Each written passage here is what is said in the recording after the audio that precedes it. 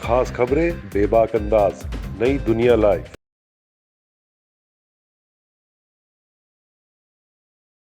आज जो मैं आपको बड़ी खबर देने जा रहा हूं वो ये है कि अभी 31 अक्टूबर हुआ नहीं है, ये महीना पूरा हुआ नहीं है। 1 नवंबर के बाद तनख्वाह मिलनी थी।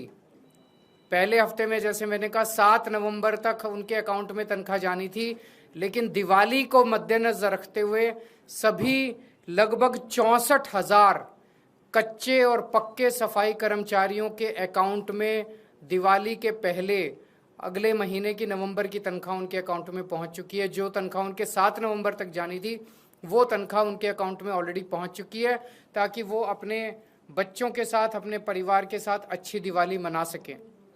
ना केवल तनख्वाह दी गई है, दिवाली बोनस भी। पहले दिवाली बोनस के लिए भी उनको धरने प्रदर्शन करने पड़ते थे, डिमांड करना पड़ता था और इतने कई कई महीनों तक धरने करते थे। दिवाली बोनस भी लगभग 23 करोड़ रुपए दिवाली बोनस उनके अकाउंट में पहुंच गया है। और मैं उम्मीद करता हूं कि इस बार वो दिवाली बहुत धूमधाम के साथ अपने परिवार के साथ मनाएंगे। और ये उन दिल्ली के लोगों का नतीजा है कि उन्होंने एक ईमानदार सरकार को नगर निगम में मौका दिया। जैसे दिल्ली में पहले मौका दिया था, इतने काम हुए दिल्ली में, ऐसे अब नगर निगम के अंदर भी बहुत काम हो रहे हैं। तो मैं दिल्ली के सभी सफाई कर्मचारियों को खास तौर से बधाई देना चाहता हूं कि उनकी दिवाली इस बार बहुत अच्छी मनेगी। बीजेपी के कार्यकाल के दौरान 6-6 महीने, 8-8 महीने लोगों को तनख्वाह नहीं मिलती थी टाइम पे।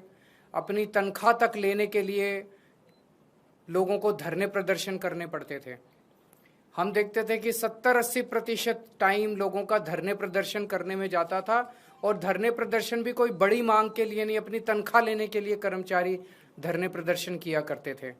तो इतना ज़्यादा भ्रष्टाचार था कि सारा पैसा भ्रष्टाचार के उस पर चढ़ जाता था।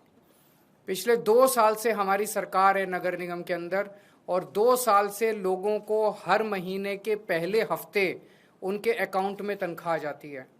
पिछले 2 साल में एक भी इंसिडेंट ऐसा नहीं हुआ जब सफाई कर्मचारियों को धरना प्रदर्शन या हड़ताल करनी पड़ी हो।